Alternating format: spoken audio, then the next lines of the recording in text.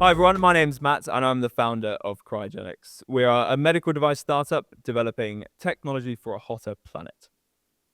And I'd like to revert to our origin story, which takes us back to 2014 when my team member in the centre here, Leveson Wood, was trekking through Uganda with his friend on the left, Matthew Power.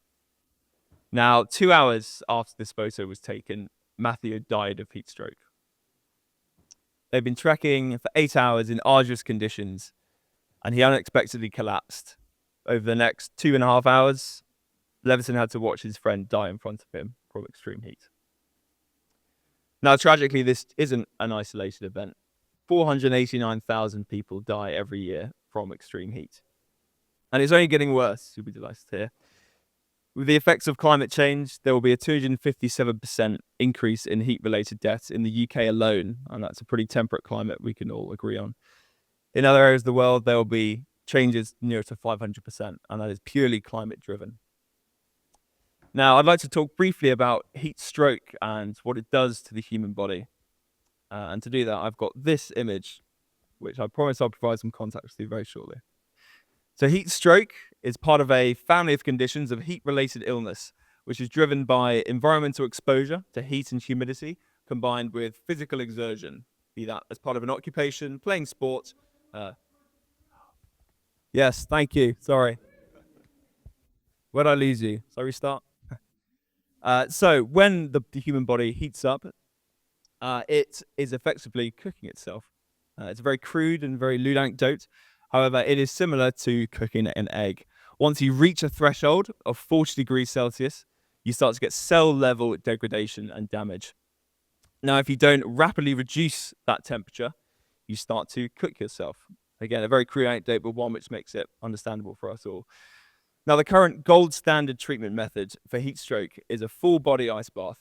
This involves 300 litres of water, another 100 litres of ice, and all of the practical limitations you can see in this photo. Now, this is a scientifically perfect method. Survival is guaranteed within 10 minutes of collapse. However, as you can see, the practical limitations mean that this method is purely impossible to deploy in 99% of scenarios, regardless whether it's austere or remote, or purely just having availability and the resources to be able to transport a person to this level of ice. Now, this creates this bizarre gap in treatment where we have a scientifically revered and perfect method, but a complete inability to actually save people because of these practical limitations. And that's where our technology comes in. We have developed the ice bath in your backpack.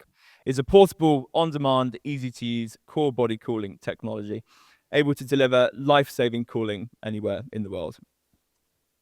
All right, you won't be able to see that. Ignore that. It is a simple two-part system, which is predominantly a body wrap and an inert, non-toxic gas coolant, which is injected into the body of the pad. It is intended to emulate an ice bath, but in a way which has minimal resource barriers and enables seamless deployment anywhere in the world. And as you've seen, as part of this journey, we've been validating various parts of the system, one of which has been making sure it works. And as part of that, we have a very own guinea pig, which is myself. And this picture was taken earlier today. And this is me partaking in an exercise-induced hypothermia study. Yes, it is as unpleasant as it sounds. So to test the validity of our tech, we have induced a level of heat stroke in ourselves or heat-related illness. This involves running on a treadmill with various bits of kit attached to you, inducing a core temperature rise up to 39.5 degrees, and then cooling using our technology. And we have a number of tests like this in order to validate our system, generate that core initial data on safety and efficacy for us to be able to progress to field trials and all the other commercial traction we've got coming into Q1 of next year.